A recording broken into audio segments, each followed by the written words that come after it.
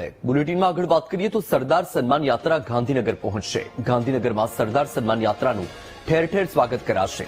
ઉમિયા મંદિરે સીએમ ભૂપેન્દ્ર પટેલ સન્માન કરશે સ્વાગત યાત્રાનું અને મુખ્યમંત્રી ભૂપેન્દ્ર પટેલ પણ સરદાર સન્માન યાત્રામાં જોડાશે. સરદાર પટેલની 150મી જન્મજયંતિ નિમિત્તે સરદાર સન્માન યાત્રાનું આયોજન કરાયું છે.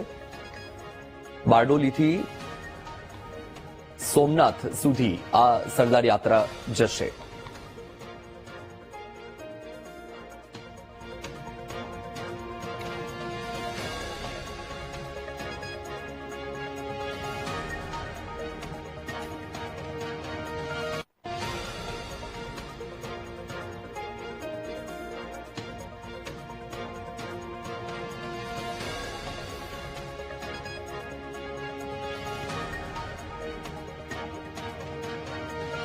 તો આ સરદાર સન્માન યાત્રા કે જે 18 જિલ્લામાં ફરવાની છે, ગાંધીનગર ખાતે પહોંચશે આ સરદાર સન્માન યાત્રા અને ઉમિયા મંદિરે સીએમ ભૂપેન્દ્ર પટેલ આ સન્માન યાત્રાનું સ્વાગત કરશે.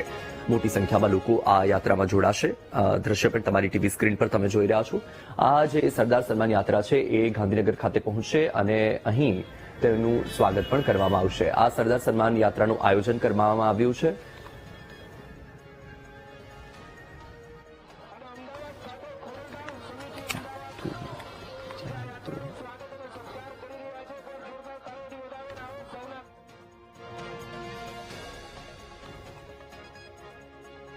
સરદાર પટેલની 150મી જન્મજયંતિ નિમિત્તે સરદાર સન્માન યાત્રાનું આયોજન કરવામાં આવ્યું છે.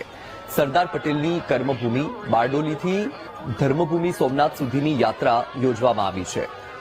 આ યાત્રા હવે અમદાવાદના નિકોલ વિસ્તારમાં પહોંચી છે, જ્યાં યાત્રાનું ગરિમાપૂર્વક સ્વાગત કરવામાં આવ્યું છે. આ યાત્રામાં અનેક વિસ્તારોમાંથી મોટી સંખ્યામાં લોકો જોડાશે અને ઉત્સાહપૂર્વક લોકો આ યાત્રામાં જોડાયા. મહત્વનું છે કે કુલ 12 દિવસથી આ યાત્રા દરમિયાન સરદાર સન્માન યાત્રા 18 જિલ્લા 62 તાલુકા અને 355 ગામોને આવરી લેશે.